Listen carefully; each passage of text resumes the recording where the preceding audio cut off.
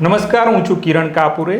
નવજીવન ન્યૂઝના આજે વિશેષ કાર્યક્રમમાં ડૉક્ટર કેતન પટેલ ઉપસ્થિત છે. Doctor Ketan Patel homeopathic physician છે. તેમણે ઓટિઝમ જે બીમારી છે તેના 10,000થી વધુ બાળકોની સારવાર કરી છે. 35 દેશોમાં તેમણે આ સારવાર પૂરી પાડી છે. ઓટિઝમ બીમારી શું છે, ઓટિઝમનું સમાધાન શું છે, આપણા ત્યાં તેના વિશે જાગૃતતા નથી. તો તે વિશે ડૉક્ટર કેતન પટેલ સાથે વિગતે વાત કરવી છે. તે સમસ્યા શું છે તેની અને તેનું સમાધાન શું છે અને ભારતમાં તેની સ્થિતિ શું છે. તો ડૉક્ટર કેતન પટેલ, સૌથી પહેલાં સવાલ તો એ છે કે ઓટિઝમ એટલે શું? કારણ કે આપણા ત્યાં તેના વિશે કશું જાગૃતતા નથી. તો ઓટિઝમ એટલે શું? નમસ્કાર દર્શક મિત્રો. ઓટિઝમ એ બાળકોમાં 1.5 વર્ષથી લઈ અને 2.5 વર્ષની ઉંમર સુધીમાં નિદાન પામતી બીમારી છે, જેમાં બાળકની જ્ઞાનતંતુને લગતી સિસ્ટમ એટલે કે ન્યુરોલોજિકલ સિસ્ટમ, અંતઃસ્ત્રાવીની ગ્રંથિ એટલે કે એન્ડોક્રાઇન સિસ્ટમ અને એના પાચન તંત્રને લગતી બીમારી એટલે કે ગેસ્ટ્રો ઇન્ટેસ્ટિનલ એટલે ઓટિઝમ પાચન ક્રિયા, અંતઃસ્ત્રાવ ગ્રંથિ અને જ્ઞાનતંતુ સાથે જોડાયેલી બીમારી છે, જે 1.5 વર્ષથી 2.5 વર્ષ સુધીના બાળકોમાં નિદાન થાય છે.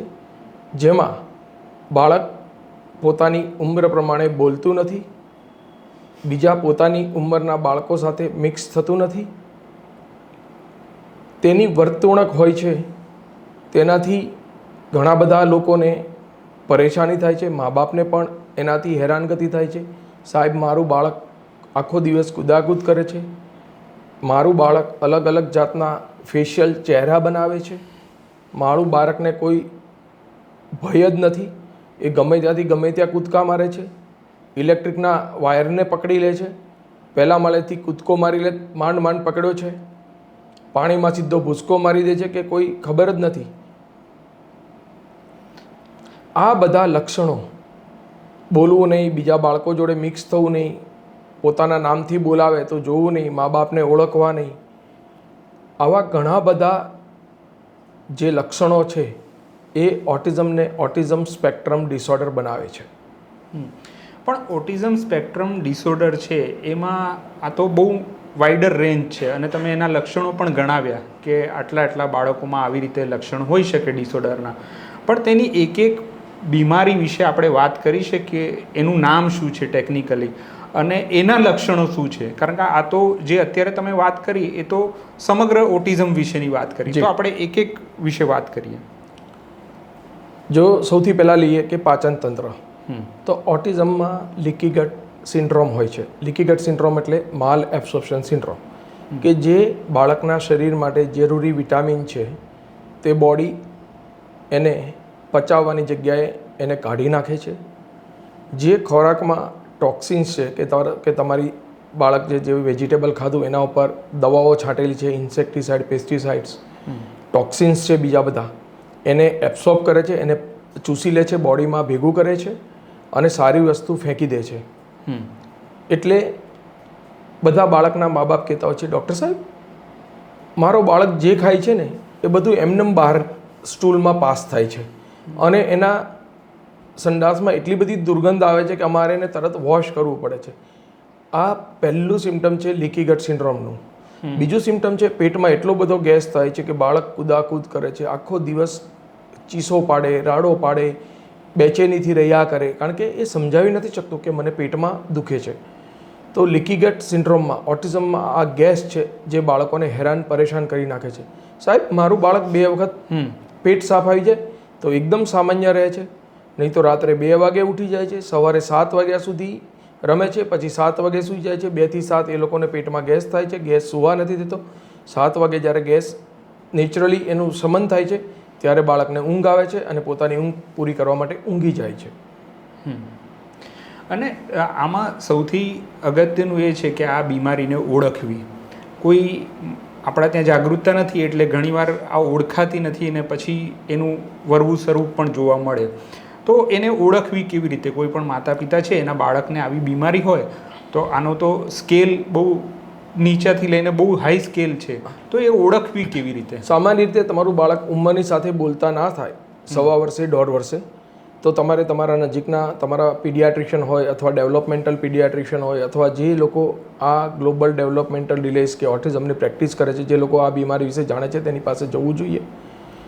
કે ખાલી સ્પીચ ડિલે છે કે એની સાથે બીજી બધી બીમારીઓ જોડાયેલી છે, જેવી કે ઓટિઝમ, કોઈ જીનેટિક બીમારી, કોઈ મેટાબોલિક બીમારી, કોઈ માઇટ્રોકોન્ડ્રિયલ ડિસઓર્ડર અથવા બેનું કોમ્બિનેશન પણ હોઈ શકે. તો એ જાણો અને તેના વિશે જાણી અને મોટાભાગના દર્દીઓમાં ફક્ત એનો ખોરાકમાં ફેરફાર કરવાથી કે એક સામાન્ય દવા આપવાથી સ્પીચ આવી જતી હોય છે. જો ઓટિઝમ હોય તો જ્યારે મા બાપને ખબર પડે છે ત્યારે તમારે એક મિશન લેવું પડશે કે 2 વર્ષ સુધી મારા બાળક પાછળ લાગી જઈશ, હું ડૉક્ટરની સલાહથી એને સમયબદ્ધ 2 વર્ષ કે 2.5 વર્ષમાં હું એને મેઇન સ્ટ્રીમમાં બીજા બાળક જેવો બનાવી અને મૂકી દઈશ. અને આ બીમારી જે છે એ હવે વધી રહી છે એવું WHO પણ નોંધ્યું છે. વિદેશોમાં પણ જે અભ્યાસ થયા છે એમાં પણ નોંધાયું છે કે આ બીમારી દિવસે ને દિવસે વધી રહી છે. તો એક તો એના કારણ શું હોઈ શકે કે આ બીમારી કેમ વધી રહી છે અને કેમ થાય છે આ બીમારી? જો એના કોઈ કારણો પબ્લિશ થયા હોય કાં તો અભ્યાસમાં આવ્યા હોય તો? જો એના કોઈ કારણો હજી સુધી આટલી બધી કોન્ફરન્સ થાય ને તો એના પ્રોબેબલ કારણો કહે છે. એમાં પહેલું કે જ્યારે બાળક માતાના પેટમાં હોય ત્યારે માતાનું હાઇપોથાઇરોઇડિઝમ હોય કે એનો થાઇરોઇડ ઇમ્બેલેન્સ થયેલો હોય, માતાએ બાળક પેટમાં હોય ત્યારે કોઈ જે ફિટસને હાર્મ કરે, બાળકને અંદર હાર્મ કરે એવી દવા લીધેલી હોય, અથવા ઘણા બધાને તણાવ તો હોય છે પણ જરૂર કરતાં વધારે માનસિક તણાવથી એ ગ્રસ્ત હોય, સ્મોકર મધર હોય, આલ્કોહોલિઝમવાળી મધર હોય, એવી માતામાં આવા બાળકોનું પ્રમાણ વધારે જોવા મળ્યું છે. જે લોકોએ IVFથી બાળક કે આર્ટથી બાળક ગર્ભધારણ કર્યો છે એવા બાળકોમાં પણ આ ઓટિઝમની બીમારીનું પ્રમાણ વધારે જોવા મળ્યું છે. પણ આ બીમારીને અટકાવવી હોય કોઈ કિસ્સામાં કે તમારે આવી રીતના જે બાળકો હોય ઓટિઝમવાળા ન જન્મે તો એના માટે કશું આપણે પ્રિકોશન લઈ શકીએ? જો અત્યાર સુધી એવો કોઈ ટેસ્ટ નથી, પણ જો તમારું પહેલું બાળક ઓટિઝમવાળું હોય અને તમારે જો બીજું બાળક ઓટિઝમવાળું ના જોતું હોય તો એના માટે જ્યારે તમારી પ્રેગ્નન્સી તમે બીજું બાળક કરવાનું હોય એ પહેલાં તમે હસબન્ડ અને વાઈફનો જીનેટિક ટેસ્ટ કરાવો, બાળકનો પ્રીનેટલ જીનેટિક ટેસ્ટ કરાવો, તો એનાથી 90% બીમારીમાં તમને ખ્યાલ આવી જતો હોય છે અને તમે આ ઓટિઝમને, આ બાળકને તમે આવતું અટકાવી શકો છો. જો એમાં કોઈ પણ પેરામીટર પોઝિટિવ આવે તો તમે જીનેટિશિયનની સલાહ લઈ અને તમે આગળ વધી શકો છો. પણ આનો જે ટ્રેન્ડ વધી રહ્યો છે એટલે વિદેશમાં પણ એના કેસીસ વધ્યા છે, આપણા ત્યાં જાગૃતતા નથી પણ તેમ છતાં કેસ તમે જે પ્રેક્ટિસ કરો છો એમાં પણ તમને લાગે છે કે જ્યારે 2005માં મેં પહેલી ઓટિઝમ વિશે પ્રેસ કોન્ફરન્સ કરી હતી ત્યારે દર 101 બાળકે એક બાળક ઓટિઝમથી પીડિત હતું. એવો Center for Disease Control CDC અમેરિકાનો ડેટા હતો. અચ્છા. આજની તારીખનો પછી 61 આવ્યો. આજે એવું છે કે દર 31 બાળકે 32 બાળકે એક બાળક ઓટિઝમથી ગ્રસ્ત છે. એના સિવાય સેરેબ્રલ પાલ્સી હોય, attention deficit hyper active disorder હોય કે ADD હોય કે લર્નિંગ ડિફિકલ્ટીઝ હોય, મીન્સ દિવસે દિવસે ન્યુરોલોજિકલી ચેલેન્જ બાળકોની સંખ્યા વધી રહી છે, જે બહુ ગંભીર બાબત છે. તમે HIV ગ્રસ્ત બાળકો, ડાયાબિટીસવાળા બાળકો કે બીજી બીમારીવાળાનું ટોટલ મારો ને એના કરતાં વધારે છે દિવ્યાંગજનો આખા દુનિયામાં. બહુ મોટો અત્યારે સમસ્યા થઈ રહી છે, પૂરી આખા દુનિયાનું કોઈ પણ દેશનું બજેટ બગાડી રહી છે એવી બીમારી છે આ. પણ હવે આ પ્રશ્ન એવો આવે છે કે જો ઓટિઝમ આટલો ગંભીર છે, આટલી સંખ્યા વધી રહી છે, તો પછી સરકાર પ્રત્યે એનું દુર્લક્ષ્ય કેમ છે? કેમ એના પર કોઈ નીતિ નથી ઘડાતી કાં તો એના વિશે જાગૃતતા જે બીજા બધા બીમારીઓ વિશે થાય છે એવું કેમ આના વિશે નથી થતું? આના વિશે થાય છે પણ જે થવું જોઈએ ને એટલું થતું નથી. કારણ કે પેરેન્ટ્સો છે ને પોતપોતાની રીતે પોતાના બાળકને સારો કરવા માટે અલગ અલગ પ્રયત્નો કરી જોવે છે, જેમાંથી થોડા મહદઅંશે સફળ થાય છે, બાકી બધા મોટાભાગના લોકોનો ટાઈમ જતો રહે છે. કારણ કે આ બીમારી વિશે ઓટિઝમ સ્પેક્ટ્રમ ડિસઓર્ડરમાં પેથોફિઝિયોલોજી શું છે તેવું જાણનારા લોકો બહુ ઓછા છે. આ બીમારીને ફક્ત એવી રીતે લેવામાં આવે છે, ડૉક્ટર પાસે જાય, ડૉક્ટર એક રેસ્પિરિડોન નામની દવા લખે, એરિપિપ્રાઝોલ નામની દવા લખે, બાળકનું મગજ થોડા સમય માટે શાંત થઈ જાય, એને થોડી થેરાપી આપે એટલે બાળકમાં થોડો સુધારો આવે, પણ એનાથી આગળ મેઇન સ્ટ્રીમમાં આટલી વસ્તુથી બાળક આવતું નથી. કારણ કે તમારે આ બાળકનું એકદમ ગટ આખું કમ્પ્લીટ કરવાનું છે. અત્યારે યુરોપમાં જે સ્ટડી ચાલે છે ને એ ગટ અને ઓટિઝમ ઉપર ચાલે છે, ગટ બ્રેન એક્સિસ, અને એમાં એ લોકો ગટને સારું કરવામાં આગળ વધ્યા છે અને બાળકમાં સુધારો લાવી શક્યા છે. પણ આ એક ગટ છે એ 50% ઓક્યુપાય કરે છે. પછી બાકી એમાં લાઇમ ડિઝીઝ છે, પાન્સ એન્ડ પાંડાસ છે, બ્રેન ઇન્ફ્લામેશન છે, હાઈ મેલ હોર્મોન છે. બહુ અગત્યની વાત કહું કે ઓટિઝમના બાળકો છે ને એમનો મેલ હોર્મોન એટલે કે ટેસ્ટોસ્ટેરોન એ હોર્મોનનું લેવલ એપિસોડિક હાઈ થતું હોય છે. આટલી બધી માતાઓ અમને ફરિયાદ કરે, ડૉક્ટર સાહેબ મારું બાળક ઊંધું સૂવે છે, પોતાના પ્રાઇવેટ પાર્ટને પ્રેસ કરે છે, એ ઓશિકું રાખે છે, ક્યારેય કોઈને ટચ કરે તો પોતાનું આખું શરીર હગ કરે છે, એને બરાબર આવડતું નથી. પણ એમાં બાળકનો વાંક નથી, કારણ કે બાળકનો મેલ હોર્મોન હાઈ છે અને બાળકને સમજણ નથી પડતી કે મારે આને કઈ રીતે મેનેજ કરવું. હોમિયોપેથીમાં લિમ્બિક સિસ્ટમ ઉપર અસર કરતી દવાઓ આપવાથી બાળકનો મેઇન હોર્મોન થોડો ઓછો થાય છે અને બાળકના ફોકસમાં વધારો થાય છે. તો આવી 20 વસ્તુઓ અલગ અલગ ઓટિઝમવાળા બાળકને અસર કરી રહી છે. એમાંથી તમારે આઈડેન્ટિફાય કરવાનું છે કે આ વસ્તુ આ બાળકમાં વધારે છે અને આને કંટ્રોલ કરવાથી બાળકમાં ઇમ્પ્રૂવમાં આવશે. એક પછી એક લેયર ક્લિયર કરતા જઈએ છીએ અને બાળકમાં સુધારો આવે છે. ડૉક્ટર સાહેબ અમે દવા આપી, હવે અમને ખબર નથી પડતી કે અમારું બાળક આટલું બધું ક્યાંથી શીખી લે છે. કારણ કે એ લોકોમાં ખાલી 25% જ લોકો પ્રોફાઉન્ડ ઓટિઝમ એટલે પ્રોફાઉન્ડ ઓટિઝમ એટલે ઇન્ટેલેક્ચ્યુઅલ ડિસેબિલિટી હોય. 75% બાળકોની ઇન્ટેલિજન્સી એમની ઉંમર કરતાં વધારે હોય છે. એટલે એમના માટે શીખવું એ બહુ સરળ બાબત છે. અને દરેક ઓટિસ્ટિક બાળકમાં એક એક્સ્ટ્રા ઓર્ડિનરી ક્વોલિટી હોય. સાહેબ મારો બાળક તમે 1822ની વાત કરશો ને કે ઓગસ્ટ મહિનો અને 22 તારીખ, તો એ તરત વારનું નામ કહી દેશે. એ લોકોને ફોટોગ્રાફિક મેમરી હોય, એ ક્લિક ક્લિક ક્લિક ક્લિક કરી લે અને તમે જે પણ બોલો એની સામે કેલેન્ડર આવી જાય અને તમને સાચો દિવસ બતાવે છે. કોઈ બાળકના માતા પિતા એવું કે સાહેબ મારા દીકરાને એક રસ્તો એક જ વખત યાદ કરાવવો પડે છે, પછી એ જ એમ કહે છે કે ખોટા રસ્તે લીધો ને, પાપા રોંગ. મીન્સ એને ખબર પડી જાય છે કે ખોટા રસ્તે જઈ રહ્યા છીએ. એટલે દરેક બાળકમાં એક એક્સ્ટ્રા ઓર્ડિનરી ક્વોલિટી હોય છે, પણ આપણે એ ક્વોલિટીને આપણે ચેનલાઇઝ કરી અને એની બધી જ ક્વોલિટીઓ બેસ્ટ કરવાની છે. એ કોઈ પણ રીતે પાછળ ના હોવો જોઈએ. પણ ઓટિઝમની જ્યારે વાત આવે છે ત્યારે છોકરીઓ કરતાં છોકરાઓમાં આ વધારે હોય છે એવું ડેટા કહે છે, તો એવું કેમ છે? એમાં એવું છે કે જે એક એક્સ લિંક ક્રોમોઝોમ છે એની જે અસર છે એ બાળકીઓમાં જોવા મળે છે, તેના કરતાં બાળકોમાં વધારે જોવા મળે છે. બધા લોકો પાછળ લાગેલા છે કે બાળકોમાં કેમ વધારે જોવા મળે છે. એટલું તો નક્કી કરી શક્યા છે કે બાળકોમાં વધારે જોવા મળે છે, પણ કેમ જોવા મળે છે એ હજી સુધી નક્કી નથી કરી શક્યા. ઓકે. અને હવે આપણે થોડું એના આ જે ઓટિઝમ છે એની ઉપચાર પદ્ધતિ છે એના પર વાત લઈ જઈએ. તો ઉપચાર પદ્ધતિમાં એક છે, તમે જે પ્રેક્ટિસ કરો છો એક હોમિયોપેથિક છે, એલોપેથી છે, તો એમાં અસરકારક અત્યાર સુધી શું સાબિત થયું છે? વિદેશમાં કઈ ઉપચાર પદ્ધતિ અપનાવાય છે અને તમારા અનુભવ શું કહે છે આમાં? ઓટિઝમના રિસર્ચના તારણો એવું કહે છે કે આ બાળકોમાં વિટામિન ડીની કમી હોય છે, કેલ્શિયમની કમી હોય છે. એ લોકોની મિથાઇલેશન પ્રોસેસ એટલે કે વિટામિન B12 બનાવવાનું, B1, B2, B12, B6 એની પ્રોસેસ ફોલ્ટી હોય છે. એ લોકોની અંદર લોહી ધીમું ફરતું હોય છે અને એ લોકોમાં ફોલિનિક એસિડ અને આયન બાઇન્ડિંગ કેપેસિટી હોય એમાં પ્રોબ્લેમ હોય છે. એ લોકોની અંદર પેટની અંદર આખું ગેસ્ટ્રો ઇન્ટેસ્ટિનલ સિસ્ટમ બગડેલી હોય છે. બાળકોનો મેલ હોર્મોન હાઈ હોય છે.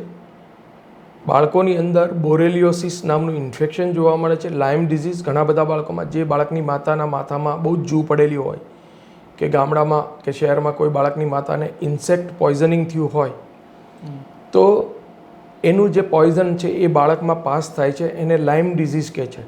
તો તમે LYME લાઇમ ડિઝીઝ અને ઓટિઝમ કનેક્શન વિશે વાંચશો તો તમને ઘણી બધી માહિતી મળશે. તો આ જે ટોક્સિસિટી છે બોરેલિયોસિસ ઇન્ફેક્શનની એ તમે ક્લિયર કરો છો, બાળકમાં 12થી 24% સુધારો જોવા મળે છે. દરેક વસ્તુ સાચી છે.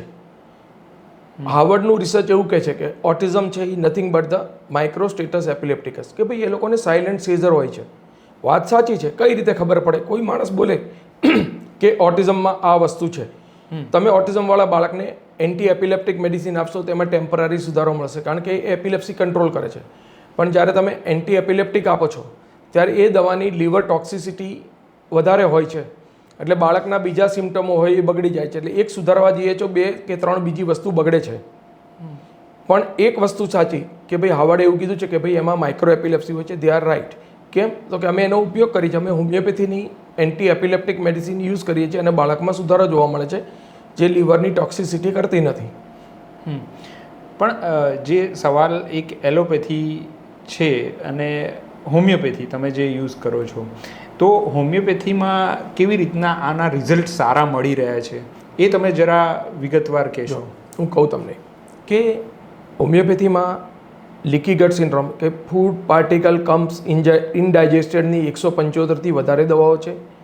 હેવી મેટલ્સની 100 કરતાં વધારે દવાઓ છે. નાના બાળકોમાં જે મેલ હોર્મોન હાઈ છે એની 56 કરતાં વધારે દવાઓ છે. નાના બાળકોમાં જે પોઈઝનિંગ આવ્યું છે લાઇમ ડિઝીઝ બોરેલિયોસિસ ઇન્ફેક્શન, એની 100 કરતાં વધારે દવાઓ છે. બાળકના સંપૂર્ણ અભ્યાસ કર્યા પછી એમાં કઈ વસ્તુ વધારે છે? પાન્સ અને PANDAS, psychiatric autoimmune neurological syndrome, neuropsychiatric syndrome અને પાંડાસ. તો એ ગળામાં જે સ્ટેફાઇલોકોકલ ઇન્ફેક્શન થાય છે એની દવા આપવાથી બાળકમાં થોડીક બિહેવિયર ઇસ્યુ હોય અને એમાં પાન્સ અને પાંડા લાગવાથી એનામાં ઓટિઝમનું પિક્ચર આવે છે. તો એવા બાળકો ઝડપથી સારા થાય છે, કારણ કે એમાં જે સ્ટેફાઇલોકોકલ ઇન્ફેક્શન છે એનું ઇન્ટ્રિન્સિક સબસ્ટન્સ છે, એની ટોક્સિસિટી દૂર કરવાની દવા આપીએ એટલે બાળકમાં સીધો 4 મહિનામાં સુધારો મળે. એટલે બીજા લોકોને ખબર નથી કે પાન્સ અને પાંડાસવાળા બાળકો 6-8 મહિનામાં સારા થઈ ગયા. એટલે કોઈની પાસે એવું ગયું હોય તો કે હું તો ઓટિઝમવાળું બાળક 6 કે 8 મહિનામાં સારું કરી દઉં છું. ઘણા બધા ડૉક્ટરો દાવા કરે છે, પણ એ જ બાળક હોય કે જેમાં માઇલ્ડ એડીડીના સિમ્ટમ્સ હોય અને એમાં પાન્સ અને પાંડાસ લાગેલા હોય તો એવા બાળકો 8 મહિનામાં સારા થઈ જાય. એનો મતલબ એવો નથી બધા થઈ જાય. ઓટિઝમ એક એવી બીમારી છે, જો ફૂલ સ્પેક્ટ્રમ ડિસઓર્ડર હોય તો એમાં બાળકની પાછળ કુટુંબના દરેક સભ્યોએ 2.5 વર્ષ સુધી લાગવું પડે છે. ત્યારે બાળકને તમે મેઇન સ્ટ્રીમમાં લાવી શકો છો. ત્યારે તમારી પાસે સારા ડૉક્ટર હોય, તમારી પાસે પરફેક્ટ ડાયટ હોય, તમારી પાસે 3 કે 4 મહિના માટે તમારા છોકરાને ડિસિપ્લિન અને મેનરિઝમ શીખવાડે એવો થેરાપિસ્ટ હોય, અને જે થેરાપિસ્ટને બરાબર ખ્યાલ છે કે હું જે બાળકની સાથે જે થેરાપી આપી રહ્યો છું તેમાં મારી થેરાપીથી બાળકને કોઈ PTSD એટલે કે પોસ્ટ ટ્રોમેટિક સ્ટ્રેસ ડિસઓર્ડરના કોઈ પણ સિમ્ટમ હું એડ નથી કરતો, ત્યારે એ બાળક મેઇન સ્ટ્રીમમાં આવે છે. પણ આમાં જ્યારે હોમિયોપેથિકની આપણે વાત કરીએ તો જ્યારે ટેસ્ટ થતા હશે આના, એ તો મને લાગે છે કે એલોપેથી મુજબ જ થતા હશે, જે નક્કી થાય કે ભાઈ ટેસ્ટ સર્વસામાન્ય છે. દેખો, જો પેરેન્ટ્સ છે ને પહેલાં બધા હેવી મેટલના ટેસ્ટ કરાવતા હતા. અચ્છા. એટલે મર્ક્યુરીનું લેવલ હાઈ આવે એટલે મર્ક્યુરીને ડિટોક્સ કરવા માટે IV ચિલેશન આપે. જ્યારે તમે IV ચિલેશન આપો છો ત્યારે તમે તમારા મર્ક્યુરીને કાઢો છો, જોડે જોડે નોર્મલ સેલને પણ ડેમેજ કરો છો. એ જ હોમિયોપેથીથી તમે મર્ક્યુરી ડિટોક્સ કરો તો તમે તમારા બાળકને ઓર મજબૂત કરો છો અને તમારા બાળકનું મર્ક્યુરી લેવલ 0 લાવી શકો છો. જ્યારે તમે તમારા બાળકને હાર્મ પહોંચાડ્યા વગર તમે હોમિયોપેથીથી ડિટોક્સ કરી શકો છો, તો લોકોએ હવે IV ચિલેશન કરવાનું બંધ કરી દીધું છે. હું તમને કહું કે અમેરિકામાં હું જ્યારે પણ કોન્ફરન્સમાં જાઉં છું 2017થી, ત્યારે ત્યાં ડિટોક્સ પ્રોટોકોલ હોય છે. તો એ લોકો પણ હોમિયોપેથીનું એક આખું અમેરિકાની ઓટિઝમ સેશનમાં એક આખું હોમિયોપેથીનું સેશન હોય છે. આજે મારી પાસે લંડનથી ડૉક્ટર એમના દીકરાને દવા લેવા આવે છે. ડૉક્ટર મારે ચિલેશન નથી કરાવવું, તમે હોમિયોપેથીથી મારા દીકરાની હેવી મેટલ કાઢી આપો, તમે હોમિયોપેથી દવાથી મારા છોકરાનું લીકી ગટ, પાન્સ પાંડાસ અને લાઇમ ડિઝીઝ ક્લિયર કરી આપો, તમે જે ડાયટ પ્રોટોકોલ આપશો એ અમે ફોલો કરીશું. લંડનમાં આજે પણ ડાયટ પ્રોટોકોલ નથી. ડાયટ પ્રોટોકોલ વગર 25 વર્ષથી હું પ્રેક્ટિસ કરું છું, મેં એક પણ બાળક ઓટિઝમ સ્પેક્ટ્રમ ડિસઓર્ડરમાંથી સારું થતું નથી જોયું. આ બાળકોને ગ્લુટીન free, casein free, sugar free diet આપવો બહુ જ જરૂરી છે, કારણ કે જે બોડીમાં ફંગસ અને ઈસ્ટ હોય છે તે ગ્લુટીન free, casein free, sugar free diet વગર ઓછી થતી નથી, જે બાળકની સર્ક્યુલેટરી સિસ્ટમમાં અવરોધરૂપ છે. તમે ઓટિઝમવાળા 100 બાળકોનો બ્લડ રિપોર્ટ કરશો, તેમાં તમે કિડની ફંક્શન ટેસ્ટ એટલે કે રિનલ ફંક્શન ટેસ્ટ કરશો તો બધા જ બાળકનું સીરમ ક્રિએટાઇનિન લેવલ લોઅર સાઈડ ઉપર આવશે. અમે યુનિવર્સિટીના હું PhD ગાઈડ હતો ત્યારે અમે લોકોએ 637 બાળકોના ટેસ્ટ કરેલા. સરપ્રાઇઝલી 637 બાળકોમાંથી 618 બાળકોમાં સીરમ ક્રિએટિનિન લેવલ લો ઉપર હતું. એ બતાવે છે કે બાળકના શરીરની અંદર લોહીનું પરિભ્રમણ સ્લો છે, બ્રેન સુધી એનું ઓક્સિજનેશન થતું નથી અને જ્યારે અમે આ રિપોર્ટ ચેક કરી છે, બહુ એકદમ સાદો રિપોર્ટ છે, સિરમ ક્રિએટિનિનનો 100 રૂપિયામાં થઈ જતો રિપોર્ટ છે, ઓછું હોય છે. અમે બાળકને કહીએ છીએ, ફાધર મધરને, કે તમારા બાળકને રનિંગ, વોકિંગ, સ્કેટિંગ, સાયકલિંગ કરાવો. સાહેબ 2 મહિનામાં બહુ જ ફરક પડી ગયો. આટલા બધા દિવસથી અમે જે કંઈ કરતા હતા ને અમારું વ્યર્થ ગયું. અમે દોડાવવાનું ચાલુ કર્યું હોત ને તો આજે અમને એવું લાગે છે કે અમારો છોકરો બહુ સરસ હોત. પણ એના પાછળનું એકમાત્ર કારણ આ છે કે એ લોકોનું સિરમ ક્રિએટિનિન ઓછું હોવું, બ્રેઇન સુધી ઓક્સિજનેશન ના થાય, એટલે તે લોકો કન્ફ્યુઝન સ્ટેટ ઓફ બ્રેઇનમાં રહેતા હોય છે, એટલે એમનો આઈ કોન્ટેક્ટ પુઅર હોય છે. એમાં એપિલેપ્સી, આપણે કહીએ ને આગ લાગી છે, એમાં કેરોસીન પૂરવાનું કામ કરે કે પેટ્રોલ પૂરવાનું કામ કરે, એ આ બધી વસ્તુઓ કરી રહી છે. એટલે દોડાવા ભગાવવાથી, ડાયટ કરવાથી મોટાભાગના ઓટિઝમ બાળકોના સિમ્ટમ્સમાં સુધારો થતો જોવા મળે છે. બાળકનો આઈ કોન્ટેક્ટ વધે છે, બાળક નેમથી રિસ્પોન્સ કરવાનું ચાલુ કરે છે. મારી પ્રેક્ટિસમાં અત્યારે પણ 20% લોકોનું કોઈ પણ જાતની દવા નથી આપતો. હું પેરેન્ટને કહું છું, તમારા બાળકમાં થોડો જ પ્રોબ્લેમ છે, તમે થોડું દોડાવશો અને ડાયટ કરશો, 4 મહિના પછી કરીને આવો, તમારા બાળકમાં બહુ જ ફરક પડશે અને ખરેખર એ કામ કરી રહ્યું છે. ઓકે. પણ કેતનભાઈ, જ્યારે ઓટિઝમ આવી રીતે થાય, તમે પછી એની સારવાર કરો, પછી આ ફરીથી એ સિમ્ટમ્સ દેખાવાના શરૂ થાય કે તમે જે જીવન નિયમિત કર્યું છે એ તમારે જાળવવું પડે છે? ખાલી 2-2.5 વર્ષ સુધી જ પ્રોટોકોલ હોય છે, લાઈફ ટાઈમ સુધી કોઈ પ્રોટોકોલ હોતા નથી. બરાબર. કારણ કે એક વખત ફંગસ અને ઈસ્ટ તમે કાઢો છો, તમે બોડીમાંથી બધા ટોક્સિન્સ દૂર કરો છો ત્યારે, અને હોમિયોપેથી એક નેચરલ ઇમ્યુનિટી વધારે છે. એટલે ક્યારેક એવા કેસમાં બને કે ડૉક્ટર સાહેબ, મારા છોકરાના હાથમાં અડધી પેસ્ટ્રી આવી ગઈ, કોઈની બર્થડેમાં ગયો તો ખાઈ લીધો, પછી સિમ્ટમ પાછા આવવાના ચાલુ થયા છે. એટલે અમે પેરેન્ટ્સને વોર્ન કરીએ છીએ કે તમને પહેલાંથી સમજાવ્યું હતું, તમે ધ્યાન રાખો. પછી એમને કહીએ છીએ કે તમે 2 મહિના 3 મહિના એને બરાબર દોડાવી લો, તમે એનો ડાયટ કરી લો, તમારો બાળક પાછો આવી જશે. પછી તમે એને માપે ખાવાનું આપો. તમે એક્સેસિવ એને ગળ્યું કે મેંદાવાળું કે દૂધની વસ્તુ એટલી બધી ના આપો. કોઈ લિમિટથી વધારે દરેક વસ્તુ હાર્મ કરે છે. એટલે અમે એમને પહેલેથી જ ગાઈડ કરી રાખ્યા હોય છે. છતાં પણ કોઈ એક્સિડન્ટલી કોઈ બાળકમાં આવું થતું હોય છે, પણ તરત એ ફૂડનું રિફ્લેક્શન છે અને બાળકોમાં સિમ્ટમ આવે છે. ઓટિઝમવાળા બાળકો જે છે એ સોશિયલ જલ્દીથી નથી થતા એવું મેં વાંચ્યું છે. પણ હવે એમને સોશિયલ કરવા હોય તો એના સ્ટેપ બાય સ્ટેપ શું હોઈ શકે? એમ એને કેવી રીતે એના હમઉમ્ર બાળકો સાથે મોકલવા, કેવી રીતે એ કરી શકાય? પેરેન્ટ છે ને સૌથી મોટી ભૂલ કરે છે કે બધા બાળકો સાથે રહે. એ બાળકો સાથે રહે છે ને એમાંથી કંઈ ને કંઈ ખાઈ લે છે. ખાય છે એટલે એનું બગડે છે. તમારા બાળકને જ્યારે સોશિયલાઇઝેશન લાવવું હોય તો સૌથી પહેલાં તમે ફિઝિકલ એક્ટિવિટી કરાવો. એ ફિઝિકલ એક્ટિવિટી કરશે એટલે એનું ઓક્સિજનેશન ટુવર્ડ્સ બ્રેઇન વધશે, એટલે એનું ફોકસિંગ વધશે. તમે જ્યારે દોડાવો છો એટલે એની ગટ સારું થાય છે. કોઈ પણ પાચન તંત્રની બીમારી હોય ચાલવા દોડવાથી સારી થાય છે. તમે સાથે દવા પણ આપી રહ્યા છો એટલે ઝડપથી સુધારો જોવા મળશે. બાળકને ફોર્સફુલી બીજા બાળકો સાથે ના મોકલો. બાળક સામેથી જ બીજા બાળકો જોડે ઇન્ટરેક્શન કરશે, અને જે જાતે કરશે ને એ બેસ્ટ હશે. જે આસિસ્ટેડ હશે ને એમાં તમને પછીથી તકલીફ પડશે, એને આવડશે નહીં, બીજા જોડે ઝઘડો કરીને આવશે, કાં કોઈ બાળક તમારા બાળકને મારી દેશે એના વર્તણૂકને લીધે, કારણ કે એને આવડતું નથી, કારણ કે હજી એ શીખ્યો નથી, એ શીખી રહ્યો છે. એટલે તમે થોડા એના સ્ટેપ બાય સ્ટેપ ધ્યાન રાખશો, તમે સલાહ લેશો, એ પ્રમાણે વર્તશો તો તમારું બાળક બીજા બાળકો જોડે જાતે જ મિક્સ થશે. તમે જેટલી કોશિશ કરશો આ બીમારીમાં ઊંધું પડશે. હવે આપણે એના તરફ જઈએ. તમે ઉપચારની વાત કરી, આ સમસ્યાની વાત કરી, પણ એવા ઉદાહરણો હશે કે ઓટિઝમવાળા બાળકો છે તો એ દુનિયામાં પોતાનું નામ કરી ચૂક્યા હશે. જેમ કે મને એક ખ્યાલ છે, ઓલિમ્પિક જે સૌથી વધુ મેડલ જીત્યા છે ફેલ્પ્સ છે, માઇકલ ફેલ્પ્સ. તો એના સિવાય તમે નામ આપી શકતા હોય કે ભાઈ આ ઓટિઝમમાં બાળકો જ છે, કોઈને પ્રેરણા મળે કે ભાઈ અહીંયા સુધી પણ જઈ શકે છે બાળકો? જો એમ મારી પાસે 2017માં એરિઝોના સ્કોટ્સડેલ અમેરિકાથી એક બાળકની મમ્મીનો ફોન આવ્યો કે હું તમારી 10 વર્ષ પહેલાં 2010માં પેરુવિયન બાળકીને તમે ટ્રીટ કરી હતી, એ બાળકીની મધર મળી હતી. એમણે કીધેલું કે તમે તો ઇન્ડિયાના છો, તમે ડૉક્ટર કેતન પટેલનો સંપર્ક કરો. માતા પિતા અમેરિકાથી અહીંયા આવ્યા, પૈસાવાળા હતા એટલે અહીંયા આવી શકે એમ હતા, આવ્યા. મેં બાળકને ચેન્નઈમાં જોયો, એને મેં 4 મહિનાની દવા આપી અને એને ડાયટ પ્રોટોકોલ અને એક્સરસાઇઝ પ્રોટોકોલ આપ્યા. મેં કીધું તમારા બાળક છે ને એ વધારે પડતું હાઈપર છે, હમણાં તમે ત્યાં અમેરિકામાં તમારી થેરાપી કે તો તમે ના કરાવશો. એટલે એમણે એવું કીધું કે અમારા એરિઝોના સ્ટેટમાં કમ્પલસરી નથી થેરાપી. અમેરિકામાં ઘણા બધા સ્ટેટમાં થેરાપી કમ્પલસરી છે, ABA થેરાપી.